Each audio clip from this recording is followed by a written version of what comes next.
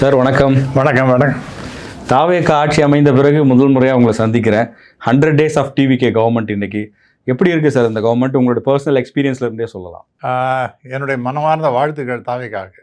அது 2 திராவிட கட்சிகளும் வேண்டாம் அப்படின்னு தமிழ்நாட்டு மக்கள் முடிவெடுத்து தாவேகாவுக்கு ஒரு அபரிமிதமான, அதாவது ஃபுல் மெஜாரிட்டி இல்லைன்னா கூட நியர் டு தி மெஜாரிட்டி அவங்களுக்கு ஒரு மேண்டேட் கொடுத்துருக்காங்க. இது சேஞ்ச் வரணுங்கிறதுக்காக அவங்க டெஃபினட்டாக பீப்புள் நினச்சிருக்காங்க. அதன்படி நடந்திருக்குது. அதனால் 100 நாள் என்பது ஒரு மைல் ஸ்டோன். என்னுடைய மனமார்ந்த வாழ்த்துக்கள். ரெண்டாவதாக, இந்த government full of youngsters, experience ரொம்ப ரொம்ப குறைவு. இருந்தாலும் ஏதோ செய்யணுங்கிற ரொம்ப ஒரு உத்வேகம் இருக்கிறதாகத்தான் நான் பார்க்கின்றேன். உதாரணமாக, இந்த நம்முடைய சிஎம்முடைய அனௌன்ஸ்மெண்ட், ஊழல் இல்லாத ஒரு ஆட்சியை நடத்துவேன், நானும் ஊழல் செய்ய மாட்டேன், என்னோடய கூட இருக்கிறவங்களும் வேலை ஊழல் செய்ய மாட்டாங்க, ஊழல் செஞ்சவங்களே நான் விடமாட்டேன் அப்படிங்கிற மாதிரி சொன்னதுங்கிறது ரொம்ப அருமையான ஒரு ஸ்டேட்மெண்ட். ஐ திங்க் ஒரு அது தனி வலிமை வேண்டும் அந்த வார்த்தையெல்லாம் சொல்கிறதுங்கிறது.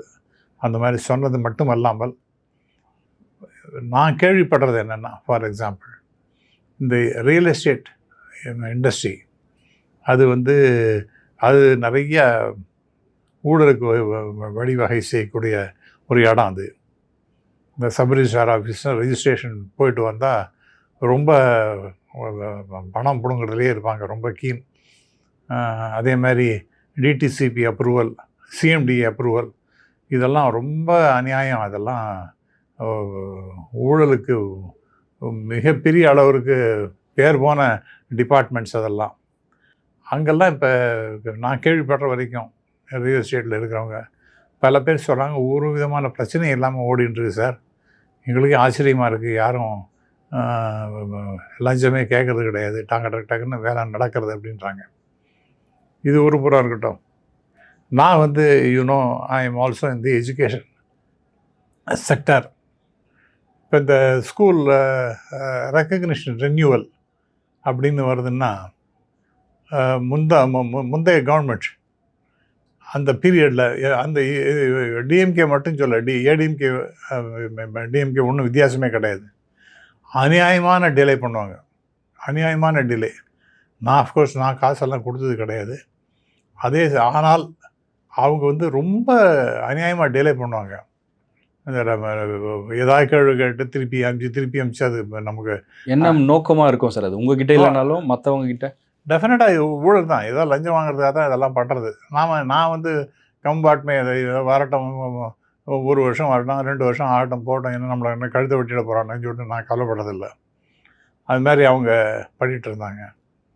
இந்த கவர்மெண்ட்டில் ஒரு அப்ளிகேஷன் போட்டிருந்தோம், ஒரு 10 நாள் பிறகு. அப்போ இந்த புது education minister, school education minister ஒருத்தர் ஸ்டாலின், ராஜ்மோகன், அவரையும் நான் பார்க்கலாம். ஏன்னா நான் இந்த டெலிவிஷன் டிபேட்ஸில் அவரோட நான் 1 தடவையோ 2 தடவையோ நான் கலந்துட்டுருக்கேன். அதனால் அவருக்கு ஞாபகம் இருக்கும். ஈவன் ஞாபகம் இல்லைன்னா கூட நம்ம இன்ட்ரடியூஸ் பண்ணிட்டு போகலான்னு சொல்லிட்டு போனேன். அவர் அஃப்கோர்ஸ் ஹி ரிமெம்பர்டு மீ.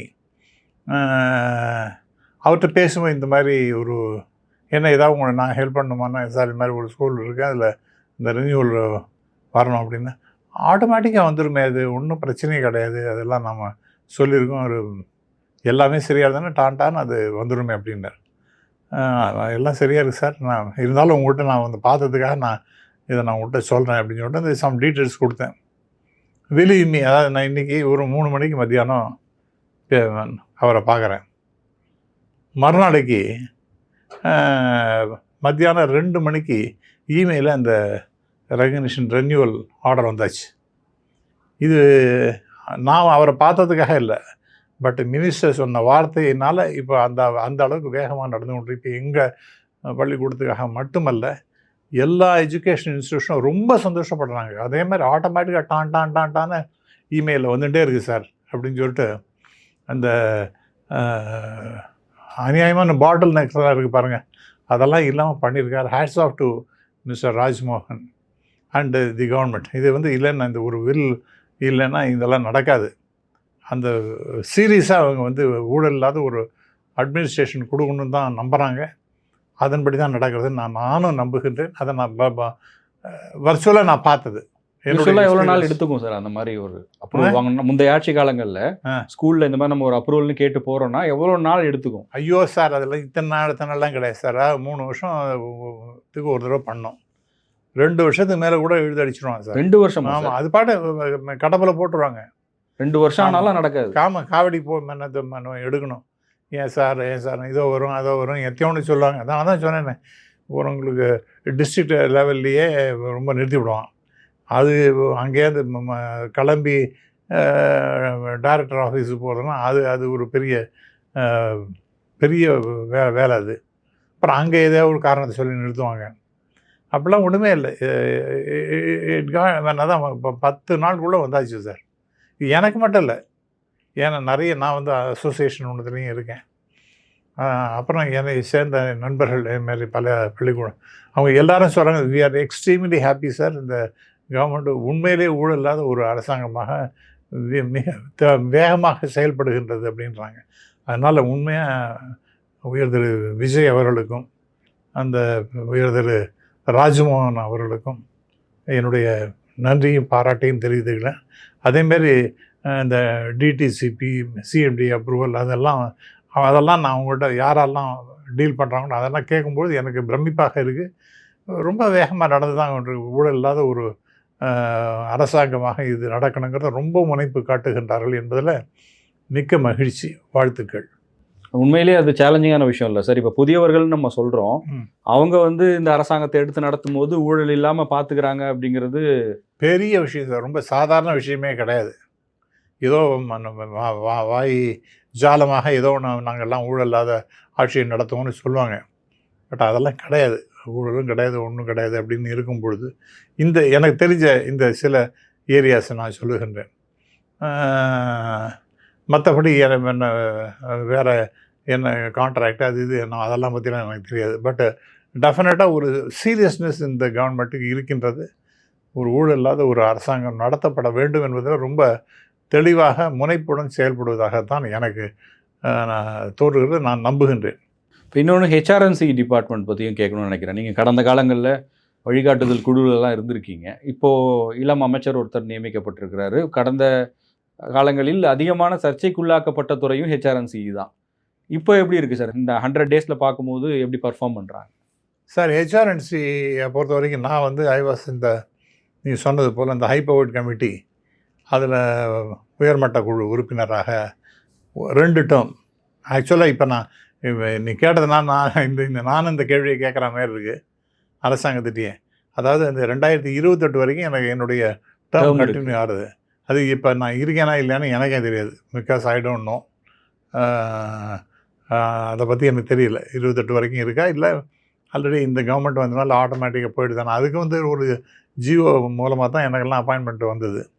அதுக்கு ஒரு ஜிஓ வந்து நல்லிஃபை பண்ணுறதுக்கும் போடணும்னு நான் நினைக்கிறேன். போட்டாங்களா போடல எனக்கு I am not very keen. அது இன்னும் பெரிய இதெல்லாம் ஒன்றும் கிடையாது. ஒரு தலையில் ஒரு கிரீடம் வைக்கிற ஒரு பொறுப்பெல்லாம் ஒன்றும் கிடையாது. பட்டு ஏர்லியர் வந்து டெஃபினட்டாக அதையும் நான் பார்த்தோம் அப்படிங்கிறதுனால சொல்கிறேன். திரு சேகர் பாபு அவர்கள் ரொம்ப நல்லாவே செயல்பட்டு கொண்டு இருந்தார் சார். அவரை பற்றி நீங்கள் குற்றம் குறைகள் அதெல்லாம் சொல்லலாம். அதெல்லாம் அதில் என்ன இருக்கோ அதெல்லாம் நமக்கு தெரியாது. உள்பக்கமாக நம்ம நோண்டி பார்க்குறதுக்கு நமக்கு யோகியதை கிடையாது. நமக்கு அட்வைசரி போர்டாக தான் இருந்தது. இதில் அவர் ஃபிங்கர் டிப்ஸில் எல்லாத்தையும் வச்சுருப்பார் சார். சட்ட ரீதியாக என்னென்ன விஷயம் உண்டோ அவ்வளோத்தையும் அருமையாக எடுத்து சொல்லக்கூடியவர். எனக்கு பிரமிப்பாக இருக்கும், என்னடா இவர் எங்கே இதெல்லாம் எப்போ படித்தார் அப்படின்னு. இந்த செக்ஷன், இந்த சட்டம், இந்த சப்செக்ஷன், இந்த ரூலு அப்படின்னு ரொம்ப கோட் பண்ணுவார் அவர். ஒரு கோயிலை பற்றியும் அவ்வளோ டீட்டெயில்ஸ் தெரியும்.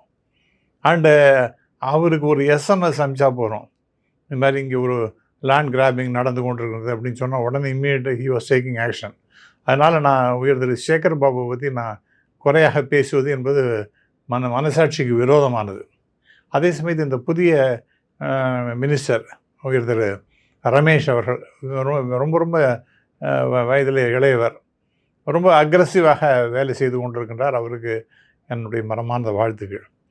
இப்போ அந்த கமிட்டி ஏதோ ஒன்று போட்டிருக்காங்க. அதாவது 10 லட்சம் ரூபாய்களுக்கு மேலே வருமானம் வருஷத்துக்கு வரக்கூடிய கோயில்களில் அறங்காவலர்கள், நான் ஹெரிடிட்டரி அறங்காவலர்கள் யாரெல்லாம் அவங்களுக்கு அப்பாயின்ட் பண்ணுறதுக்கு ஒரு கமிட்டி ஒன்று போட்டிருக்காங்க. இந்த பொம்மைப்புறம் ஆதீனம் வணக்கத்தூரி அவரெல்லாம் எனக்கெல்லாம் நல்ல பழக்கம்தான். ஆனால் அந்த குழுலையும் திரைப்பட தயாரிப்பாளர் அர்ச்சனா கல்பாத்தி அவங்கள நியமித்தது, பாடகர் வேல்முருகனை நியமித்ததெல்லாம் சர்ச்சைக்குரிய வகையில் பார்க்கப்படுது. அது சரியானதா? இல்லை, எனக்கு என்ன விதத்தில் அவங்கள போட்டோன்னா என்ன சார் தப்பு? ஃபார் எக்ஸாம்பிள் ராமசுப்ரமணியன் அது எதுக்காக போட்டாங்க? பெரிய அதிமேதாவின்னு போட்டாங்களா? ஏதோ ஒரு அட்வைஸ் கேட்டாங்க, அவருக்கு தெரிஞ்சு ஏதாவது சொல்லுவாருங்கிறது தான் போட்டாங்க. இப்போ இவன் வேல்முருகனோ அல்லது அந்த நீங்கள் சொல்ல அந்த அர்ச்சனா கல்பாத்தி அவங்களாம் போட்டால் என்ன தப்பு? நான் அட்வைஸ் பண்ணுறதுன்னா பண்ணலாம். பட் நான் let me be very frank. முன்னாடி குன்றக்குடி அடிகளார் தவத்திரு குன்றக்குடி அடிகளார் தலைமையில் இந்த மாதிரி ஒரு கமிட்டி போட்டிருந்தாங்க. அப்போல்லாம் என்னென்னா அவர் தலைவர் அப்படின்லாம் இருக்கும். சில பேர் அதில் மெம்பர்ஸ்லாம் இருந்திருந்தாங்க. சுகி சிவம் எல்லாம் கிடையாது இல்லை.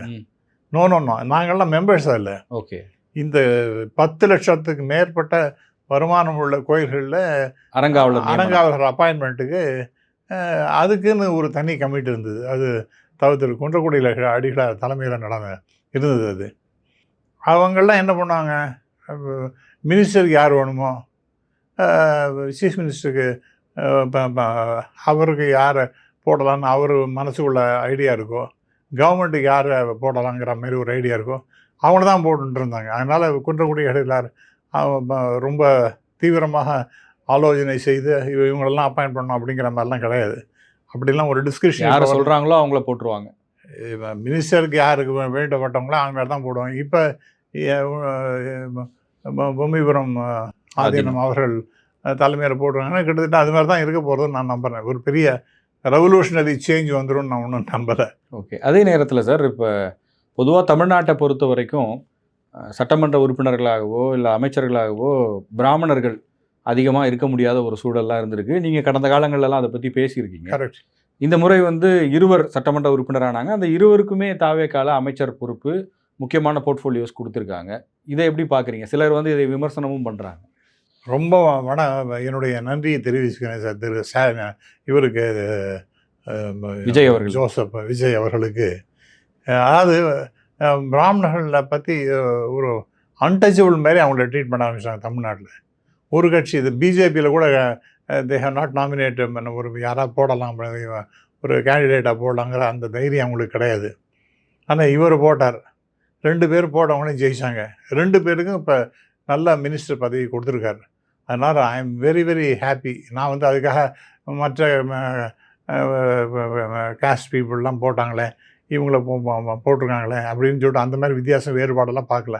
ஆனால் நீங்கள் ஏன் இத்தனை நாளாக ரொம்ப டிஸ்கிரிமினேட் பண்ணியிருந்தோம்? ரொம்ப காலத்துக்கு பிறகு டாக்டர் ஹெச்சி ஹண்டைக்கு பிறகு இப்போ நம்ம பார்க்கணும் ஒரு பிராமணர் ஒரு மினிஸ்டராக வருதுங்கிறது. அது எம்ஜிஆர் காலத்தில் அது நடைபெற்றது. ஐ திங்க் ஏன் டிஸ்கிரிமினேஷன், அந்த சப்ரஷன் ஆஃப் பிராமின்ஸ் எதுக்காக? அவங்களும் இந்த சமூகத்தை சேர்ந்தவர்கள் தானே. அந்த விதத்தில் பார்க்கும்பொழுது hats off to mister Vijay. அவர் சரியான முடிவெடுத்து சரியான 2 பேருக்கு அங்கீகாரம் கொடுத்துருக்கிறார், மினிஸ்டராகவும் ஆகியிருக்கார். I am very happy about it. ஆனால் அதையும் ஆர்எஸ்எஸ் பின்னணி, இவங்க ஒரு பிராமணர் கையில் ஹெச்ஆர்என்சியை கொடுக்கலாமான்லாம் கூட சில பேர் கேட்டாங்க. அதெல்லாம் அபத்தனமான பேச்சுன்னு. யார் ஆர்எஸ்எஸ்ஸா? எனக்கு தெரியல. ஆர்எஸ்எஸ் இதில் யார் சார் வந்திருக்காங்க? யார் ரமேஷ் ஒரு ஆர்எஸ்எஸ்ஸா? இந்த பிராமணர்களை நியமிக்கிறதுனால அப்படி ஒரு பின்னணி வந்துடும்னு அவங்க சொல்கிறாங்க. சரி, உதாரணமாக சொல்கிறேன். என்னை ஹெச்ஆர்என்சியில் மெம்பராக போட்டாங்க. அப்போ அதுதான் போட்டாங்க. ஏன்னா நான் எப்போவுமே சொல்லிக்கிறேன், I became an RSS Swayam Sevak in 1965. இன்னி வரைக்கும் நான் ஆர்எஸ்எஸ் ஸ்வயம் சேவகாக இருக்கேன். Till my death I will continue to be an RSS ஸ்வயம் சேவக். அப்படின்னு நான் இது வெளிப்படையாக என் பல தொலைக்காட்சிகளில் நான் பேசியிருக்கின்றேன். எனக்கு அதில் ஒன்றும் கூச்சானாச்செல்லாம் ஒன்றும் கிடையாது. அப்படி இருக்கும்பொழுது அதில் நிறைய பேர் என்ன போட்ட உடனே இந்த பாரு ஒரு ஆர்எஸ்எஸ்காரனை கொண்டு போய் ஹெச்ஆர்என்சியில் போட்டிருக்கான், இந்த திராவிட ஆட்சியில் இது தேவையா அப்படின்லாம் நிறைய கமெண்ட்ஸ்லாம் வந்தது. இது மாதிரி இந்த பிராமணர்கள் இவங்களை போட்டதுனால எல்லாம் சாஃபர்னைசேஷன் ஆகிடுதுன்னு அர்த்தமானேன். அப்படிலாம் இல்லை.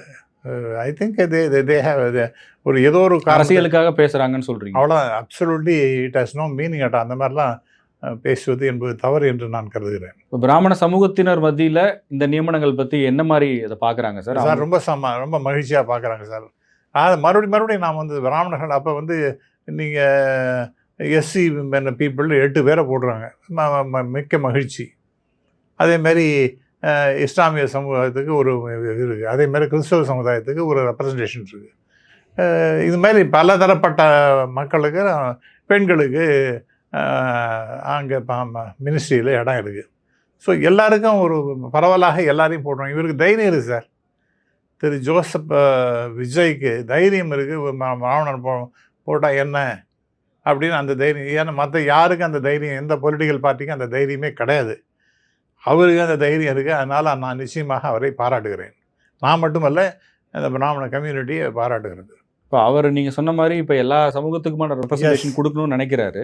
ஆனால் அவரை வந்து ஒரு மதத்துக்குள்ளே அடைக்கிற வேலையை சில பேர் பார்க்குறாங்களே. அவர் வந்து ஜோசப் விஜய், அவர் முன்னாடி விஜயா இருந்தார், இப்போ எப்படி ஜோசப் விஜயா மாறினார்லாம் பேசக்கூடியவர்களும் இருக்காங்க. சார் இதெல்லாம் அவரோட பேரை அவர் தான் ஜோசப் விஜய்னு பேர். அதை வந்து வெளிப்படையாக அவர் சொன்னார்னா அது என்ன தப்பு? சொல்லாமல் இருந்தால் தான் தப்பு. விஜய்ன்னு சொல்லிட்டு அவர் சப்ரஸ் பண்ணியிருந்தாருன்னா, நான் ஐ எம் நாட் அ கிறிஸ்டியன் அப்படிங்கிற மாதிரி ஒரு சப்ரஸ் பண்ணியிருந்தாருன்னா அது வேணால் தவறுன்னு நம்ம சொல்லலாம். அது ஓப்பனாக அவர் சொல்லிட்டார். அதனால் அவர் இன்னும் அவன் பாட்டு அவர் நிறைய கோயில்களுக்கு போகிறாரு, தர்கா இதுக்கெல்லாம் கூட போகின்றார். அதனால் இதெல்லாம் ஒரு சின்ன வட்டத்துக்குள்ள நான் வந்து ஒரு சீஃப் மினிஸ்டர் அடைக்கக்கூடாதுன்னு நான் நம்புகிறேன் சார். இப்போ தாவேக்கான்ற அரசியல் கட்சி எதிர்காலத்தில் எப்படிப்பட்ட ஒரு கட்சியாக இருக்குன்னு நினைக்கிறீங்க? தமிழ்நாட்டில் நீண்ட காலம் பயணிக்கிற கட்சியாக அமையுமா இது? அமையலாம், அமையக்கூடும்.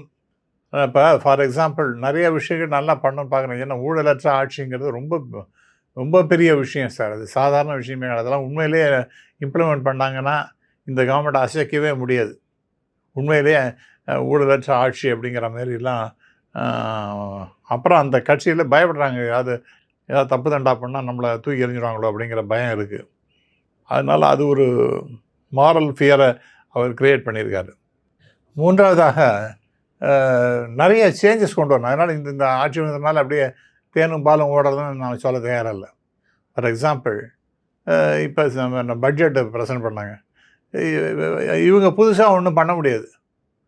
இவங்களாம் ஏதோ அந்த ஃபிகர்ஸ்லாம் மாற்றி இருக்கக்கூடிய ஃபிகர்ஸு இவங்களாம் ஏதோ கற்பனையாக போட்டெல்லாம் பண்ண முடியாது. It is a continuation. முன்னாடி இந்த அரசாங்கம் அது ஒரு ஃபினான்ஷியல் நிலைமையில் வச்சுட்டு போயிருக்கு. அதை தொடர்ந்து இந்த பட்ஜெட்டு போடுறதும் இப்படி தான் பண்ண முடியும். இருந்தாலும் கூட பெரிய ரெவல்யூஷனரி சேஞ்ச். இப்போ ஃபார் எக்ஸாம்பிள் இந்த கல்யாணம் அவங்களுக்கு ஒரு பவுன் கொடுக்குறேங்கிறது, பட்டுப்புடவை கொடுக்குறேங்கிறது, அப்புறம் மோதிரம், தாய்மாமன் தங்க மோதிரம், இதெல்லாம் வேஸ்ட்டு சார். Totally unproductive. இதனால் என்ன பெருசாக வரப்போகிறது? அவங்களுக்கு அரசியல் ரீதியாகவும் பெருசாக பலனை கொடுக்க நான் நம்பலை. லாங் டேர்மில் இதெல்லாம் வந்து அன்ப்ரொடக்டிவ் எக்ஸ்பென்சஸ். இதெல்லாம் தவிர்க்கணும். இது வந்து பாப்புலிஸ்டாக நினச்சிட்டு ரொம்ப பெரிய அளவுக்கு நமக்கு ஆதரவு வரப்போகிறோன்னு இதெல்லாம் ஒன்றும் வராது. இதெல்லாம் தேவையும் இல்லை. இதெல்லாம் நமக்கு அன்ப்ரொடக்டிவ் எக்ஸ்பெண்டிச்சர் அந்த மாதிரி அனௌன்ஸ்மெண்ட்டாக தான் நான் பார்க்குறேன். இதெல்லாம் தேவையில்லை. நீங்கள் நல்ல ரெவென்யூ இன்க்ரீஸ் பண்ணுறது, ஜிடிபியை இன்க்ரீஸ் பண்ணுறது, பரவலாக இண்டஸ்ட்ரியலைசேஷனை கொண்டு வர்றது, இந்த மாதிரிலாம் தான் பண்ணினா லாங் டேர்மில் மிகப்பெரிய சேஞ்சஸை தமிழ்நாட்டில் கொண்டு வர முடியும். இப்போ ஃபார் எக்ஸாம்பிள் நம்ம இண்டஸ்ட்ரியலைசேஷன் அப்படின்னு பேசிகிட்டு இருக்கும்போது இப்போ சமீபத்தில் இன்வெஸ்டர்ஸ் கான்ஃபரன்ஸ் நடந்தது, குளோபல் இன்வெஸ்டர்ஸ் கான்ஃபரன்ஸ். அவங்க குளோபலில் வெற்றின்னு என்ன போடுறாங்க? இது என்னத்துக்கு வெற்றியாவது வெங்காயம் ஆகுது? அது ஒன்றும் கிடையாது. நீங்கள் அது இந்த ஒரு குளோபல் கான்ஃபரன்ஸுன்னு சொல்லிட்டு போகிறது என்ன? வெற்றி கான்ஃபரன்ஸ் அவங்களுக்கு வரவங்களுக்கு என்னது தெரியும்? குளோபல் இன்வெஸ்டர்ஸ் மீட்டுன்னு சொன்னால் புரியும். ஃபாரினர்ஸும் வராங்க. ஏன்னா ஜப்பான்லேருந்து இருக்குங்கிறான், சவுத் கொரியாலேருந்துங்கிறான், அப்புறம் ஜெர்மனிலேருந்து வந்திருக்காங்கங்கிறான். அவங்களுக்கு ஒரு the conference is meant for the global investors அப்படிங்கிறது ரொம்ப தெளிவாக தெரியணும். ஸோ அது வந்து எனக்கு பெரிய இம்பேக்டை க்ரியேட் பண்ணுறதா எனக்கு ஒன்றும் தெரியல. ஃபார் எக்ஸாம்பிள் ஒரு 100 நாளில் 1,00,000 கோடி ரூபாய்களுக்கு ஒர்த்து MOU சைன் பண்ணியிருக்கிறோம் அப்படின்றாங்க. 1,20,000 பேருக்கு வேலை அடைக்க போகுது அப்படின்றாங்க. இதெல்லாம் எப்படி, how it is really made in to action அப்படிங்கிறது தான் பார்க்கணும். வெறும் அனௌன்ஸ்மெண்ட்டோடு நிற்கக்கூடாது. இது வந்து சீரியஸாக அஃப்கோர்ஸ் ஐ அப்ரிஷியேட். 100 நாளுக்குள்ள ஒரு ஏதோ ஒரு முனைப்பு நான் பண்ணணுங்கிறத வந்து ரொம்ப அந்த முனைப்பை நான் வந்து பாராட்டுகிறேன். அதே சமயத்தில் what is industrial policy for this government, அதை நீங்கள் அனௌன்ஸ் பண்ணணுமா வேண்டாமா? 21 நாளில் கிளியரன்ஸ் கிடைக்குங்கிறாங்க. அது சரி, அது மாதிரி எல்லாருமே தான் சொல்லியிருந்தாங்க, இவங்க ஒன்றும் புதுசாக ஒன்றும் சொல்லலை. ஸோ 21 நாளில் அனௌன்ஸ்மெண்ட் வரப்போகிறோம், எல்லாத்தையும் கிளியர் பண்ணி கொடுத்துருவோம் அப்படிங்கிறது ஒன்று. ரெண்டாவது, ஆனால் இந்த இது இன்வெஸ்டர்ஸ் கான்ஃபரன்ஸில் இண்டஸ்ட்ரியல் பாலிசி, அதுக்கு முன்னாடி இண்டஸ்ட்ரியல் பாலிசி முன்னாடி இதுதான் அப்படிங்கிற ஒரு தெளிவான ஒரு சிந்தனையோட ஒரு பேப்பர் ப்ரெசன்டேஷன் இருந்திருக்கணும். அது இல்லை. அடுத்தது ரொம்ப முக்கியமான விஷயம் என்னென்னா, அந்த கான்ஃபரன்ஸில் நம்ம சிஎம் பேசவே இல்லை. இன்வெஸ்டர்ஸு ஒரு கான்ஃபரன்ஸ் வரும். இப்போ திரு ஸ்டாலின் அவர்கள் அந்த குளோபல் இன்வெஸ்டர்ஸ் கான்ஃபரன்ஸ் போது அவர் பேசினார். 24/7 உங்களுக்கு எந்த பிரச்சனையாக இருந்தாலும் சரி, என்னோடய ஹாட்லைன் இருக்குது, யூ கேன் கான்டாக்ட் மீ, உங்களுக்கு என்ன பிரச்சனையாக இருந்தால் நான் ரிசால்வ் பண்ணுறேன் அப்படிங்கிற மாதிரி ஒரு அஷ்யூரன்ஸு கொடுத்தாரு. இவர் அந்த மாதிரி ஏதாவது ஒன்று பேசியிருந்துருக்கலாமே, to give assurance to the prospective investors. இதெல்லாம் நான் பண்ணுவேன், நீங்கள் அதெல்லாம் பற்றி ஒரி பண்ணிக்காங்க, any time you can walk into me office or you can telephone to me, all your problems will be resolved அப்படிங்கிற மாதிரி ஏதாவது ஒரு சொல்லியிருக்கலாம் இல்லையா? அதெல்லாம் ஒன்றுமே இல்லையே. ஐ திங்க் இதுக்கெல்லாம் தான் ஒரு எக்ஸ்பீரியன்ஸ் தேவையாக இருக்குதுன்னு நினைக்கிறேன். ஐ திங்க் ப்ராப்பர் கைடன்ஸ் தேவையாக இருக்குது. அந்த that is where this government is lacking நான் ஃபீல் பண்ணுறேன். பிகாஸ் இது வந்து ஜென்ரலாக பேசுகிறது என்னென்னா, இது வந்து it's being run by the bureaucrats அப்படிங்கிற மாதிரி ஒரு அபிப்பிராயம் பரவலாக இருக்குது. ஸோ இதெல்லாம் மாற்றணும். இதை நாங்களும் எங்களுக்கு தெரியும், இப்போ what is required of for the development of Tamil Nadu அப்படிங்கிறது எங்களுக்கு நல்லா தெரியுங்கிற மாதிரி அந்த சீஃப் மினிஸ்டருக்கும் அந்த கன்சர்ன்டு மினிஸ்டர்ஸுக்கும் தெரியணும். அப்புறம் தேவையில்லாத பிரச்சனைகள்லாம் அவங்க மாட்டி விடாது. ஃபார் எக்ஸாம்பிள், இந்த யுவர் ஃபினான்ஸ் மினிஸ்டர் நான் எல்லோரும் இங்கிலீஷ்லேயே தமிழ்லேயே ரொம்ப பிரமாதமாக நான் பெரும் புலமையோடு பேசிகிட்டு இருக்கேன். அதெல்லாம் ஒன்றும் கிடையாது. எல்லாம் இங்கிலீஷும் தான் 4 வார்த்தை வருது, தமிழும் வருது, இப்படி தான் கலந்து கட்டி தான் வருது. இதில் ஒன்றும் தப்பே கிடையாது. அது ஒரு சீரியஸாக எடுத்துகிட்டு அதை ரொம்ப அதுக்காக கோவப்பட்டு பேசுகிறது, ஏன் அப்படிலாம் பேசுனீங்கன்னு சொன்னால் அதுக்காக ரொம்ப கோவப்படுறது, ஐ திங்க் அதெல்லாம் it will not go down well with the people in the long run. நீங்கள் நல்ல பிளான்ஸு, அதை ப்ராப்பராக எக்ஸிக்யூஷன், அதே மாதிரி ஹித பாஷா மித பாஷா அப்படின்னு சொல்லுவாங்க. இதமாக சொல்லணும். நீங்கள் உங்களை வந்து நீங்கள் இப்படி கொஞ்சம் சரியாக வச்சுக்கலாமே சார் அப்படின்னு நான் சொன்னேன்னா ஒரு இதமானது. அது ஏன் அப்படி வச்சுருக்கேன்னு சொல்லிட்டு நான் கேட்டேன். அது வந்து இதம் கிடையாது. அந்த மாதிரி பேச்செல்லாம் வந்து ரொம்ப தடித்த வார்த்தைகள்லாம் அசம்பிளியெல்லாம் பேசக்கூடாது. இதுதான் உங்களுடைய இப்போ யாராக இருந்தாலும் நம்ம பிஹேவ் பண்ணுறது இப்படி தான் இருக்கும் அப்படிங்கிற மாதிரி நினச்சா அது வந்து that will go down with the people in a negative way. அதெல்லாம் அவங்க சரி பண்ணணும்னு தான் நான் ஃபீல் பண்ணுறேன். Still they have to go a long way. Of course we have to give time for them because எல்லாருமே நியூ. ஆமாம், அரசாங்கத்துக்கு அவங்க சிஎம்லேருந்து எம்எல்ஏ எல்லாம் எக்ஸப்ட் மிஸ்டர் செங்கோட்டையன் வேறு யாருக்கும் எந்த எக்ஸ்பீரியன்ஸும் கிடையாது. அதனால் அதுக்கு நம்ம டைம் கொடுத்து தான் ஆகணும். we will wait and watch. நல்லது நடக்கும் என்று நம்புவோம். சார், முன்னாடிலாம் வந்து தினமும் உங்களை டெலிவிஷன் டிபேட்ஸில் பார்க்க முடியும், நிறைய அரசியல் கருத்துக்களை சொல்லுவீங்க. இப்போ அதிகமாக பார்க்க முடியலையே, என்ன காரணம்? சார், 2 விஷயம். ஒன்று வந்து ஐ எம் ஏஜிங். ரெண்டாவது, இப்போ நான் என்னதை பேசுகிறது இப்போ அப்படின்னு பார்த்து, இப்போ தமிழ்நாட்டை இந்த புதிய கவர்மெண்ட் நான் வந்து ஏதாவது திட்டி பேசணும்னு நினைக்கிறீங்களா? நான் என்னால் பேச முடியல. ஏன்னா ஒரு 6 மாதம் டைம் கொடுப்பேன் உங்களுக்கு. எப்படி எந்த டைரக்ஷனில் அவங்க போகிறாங்க, ஏதாவது நல்லபடியாக ரிசல்ட்ஸை காமிக்கிறாங்களா, அல்லது ஏதாவது நெகட்டிவாக இவங்களுடைய அப்ரோச்சஸ்லாம் இருக்கா அப்படிங்கிறத நம்ம ஸ்டடி பண்ணணும். அதுக்காக நம்ம இவங்களுக்கு வந்து எக்ஸ்பீரியன்ஸே இல்லாதவங்களை கொண்டு வந்து உட்காந்து வச்சுருக்கோம். நல்ல we will wait and watch. நான் வந்து எடுத்தேங்க எழுதேங்கிற மாதிரி பேசக்கூடிய ஆள் இல்லை. நீங்கள் சொன்னது உண்மை தான். கிட்டத்தட்ட ஒரு நாளைக்கு 6 டெலிவிஷனில் பேசின ஆள்னா இதுங்க. மேக்ஸிமம் இந்த டெலிவிஷன் சேனல்ஸில் முன்னாடிலாம் வந்த ஆள்னா நான் தான் அதில் இருக்கும். கின்னஸ் ரெக்கார்டே இருக்கும்னு நினைக்கிறேன் சார். அதனால் that was once a point time. அந்த செகண்ட் பாயிண்ட் இப்போ உடம்பு முடிய மாட்டேங்கிறது. அதனால் இதுலேருந்து கொஞ்சம் விலகி இருக்கணும். Keep away for some time அப்படிங்கிற மாதிரி ஃபீல் பண்ணுறேன். அதுதான் காரணம். கண்டிப்பாக சார். தொடர்ந்து நீங்கள் பேசணும், உங்களுடைய கருத்துக்களை மக்களுக்காக முன்வைக்கணும் அப்படின்ற ஒரு கோரிக்கையோடு நான் இது முடிக்கிறேன். உங்கள் டைம் ஸ்பெண்ட் பண்ணதுக்கு ரொம்ப நன்றி சார். மிக்க நன்றி சார். தேங்க்யூ. Thank you sir.